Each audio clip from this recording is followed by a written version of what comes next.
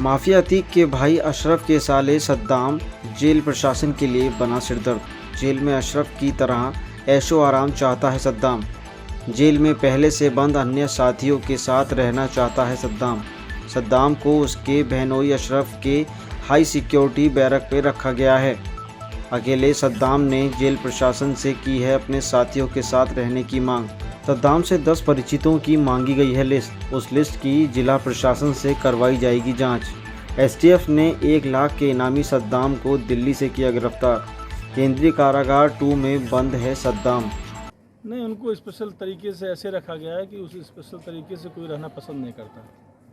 उनको high security barrack में रखा गया है और वो अकेले वहाँ हैं और उनके साथ जो है एक तैनात पुलिसकर्मी है। उस पूरे ब्लॉक में यही 2 लोग हैं। कोई ये नंबरदार की इन्होंने मांग की, उसको सिरे से इनकार कर दिया गया, नंबरदार नहीं दिया गया।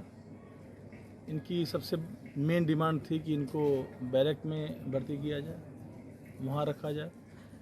लेकिन इस केस से संबंधित 7-8 लोग और जेल में कई कमियां ऐसी होती हैं जिसको आप लाख चाहें वो दूर नहीं हो सकती। और ये जिस तरीके से आए हैं उसी तरीके से यहाँ से जाएं, जहाँ जाना हो तो ज़्यादा बेहतर होगा।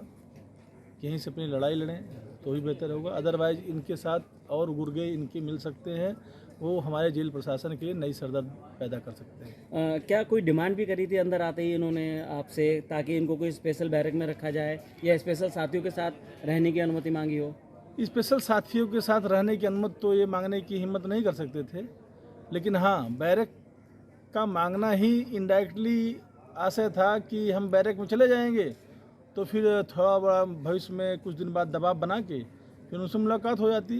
जेल की भी अपनी लिमिटेशंस हैं, उसको आप इनकार नहीं कर सकते। लेकिन इसीलिए हमने ऐसी व्यवस्था की है और बहुत स्पष्ट निर्देश दिए हैं कि इनकी कहीं भी ये बाहर जाएं तो इनके साथ डिप्टी जेलर रैंक का कोई अधिकारी रहे या जेलर रहे, या ये दोनों लोग नहीं रहें तो मैंने आदेश किया है मैं रहूँगा। सर, ये भी जानना चाहेंगे कि अगर कोई इनका परिजन या कोई संबंधी इनसे मिलना चाहे तो उसके लिए क्या व्यवस्था की गई है? देखिए, ये इसके लिए स्पष्ट आदेश है कि अति संवेदनशील बंदी अपने 10 परिचितों के नाम हमें प्रोवाइड कराएंगे। वो खून के रिश्ते भी हो सकते हैं, मित्र भी हो सकते हैं, और हमारी ड्यूटी है कि हम उन 10 नामों को संबंधित जनपदों के वरिष्ठ पुलिस अधीक्षक या पुलिस अधीक्षक जो भी जैसा हो उनसे सत्यापित कराएंगे। सही पाए जाने पे उनकी मुलाकात अनुमन्य कराएंगे। अनुमन्य कराने से पूर्व उनकी एक रंगीन फोटो प्रति हम अपने रजिस्टर में चस्पा करते हैं, जिससे भविष्य में हमको ये लगे कि वही व्यक्ति है।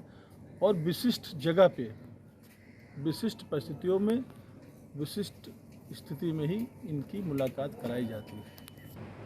इसमें जो सद्दाम था उसके खिलाफ 2 मुकदमे यहाँ पे पंजीकृत थे। एक मुकदमा भित्री चैनपुर थाना क्षेत्र के अंतर्गत जहाँ जेल का क्षेत्र आता है वो था, और दूसरा बरादरी में था जहाँ पर ये किराएदारी पर रहता था। दोनों मुकदमों में ये वांटेड था और इसमें मुकदमों में उसके वांटेड होने पर NW लिया गया था। उसके बाद में यहाँ पे जिला स्तर पे और बाद में जोन स्तर से इसके ऊपर इनाम डिक्लेयर था। उसी में STF की टीम ने इसको गिरफ्तार करके पुलिस को सौंपा था। उसमें पुलिस ने पूछताछ करके उसको जेल में न्यायालय के सामने प्रस्तुत करके भेजा है, और इसमें दोनों मुकदमों में जो भी साक्ष्य अभी तक थे उसके आधार पर अग्रिम विधिक कार्रवाई की जा रही है। सर, आपने पूछताछ भी की है STF के साथ मिलकर, साथ में ये भी जानना चाहेंगे क्या पूछताछ में निकल के आया और जेल में किस प्रकार ये अशरफ को सुविधाएं मुहैया कराता था और बाहर से जो लोग आते थे मिलाने के लिए, शूटर वगैरह भी आ जाते थे? इसमें जो कि विवेचना में पहले भी चीज़ें कुछ सामने आई है, जिसमें जेल के कुछ कर्मियों के साथ में इसके साथ गठजोड़ थी, उसके आधार पे ये सुविधाएँ प्रोवाइड कराता था। उसमें उन लोगों के खिलाफ भी पहले कार्रवाई की गई है, और बाकी जो CCTV फुटेज में जितने लोग आए थे उन सभी के खिलाफ में उनको दोनों मुकदमा, जो पहला मुकदमा है जो भित्री चैनपुर में दर्ज हुआ है जेल परिसर के संबंध में, उसमें कार्रवाई हुई, और एक मुकदमा किराएदारी के संबंध में उसमें इसके खिलाफ अलग से कार्रवाई।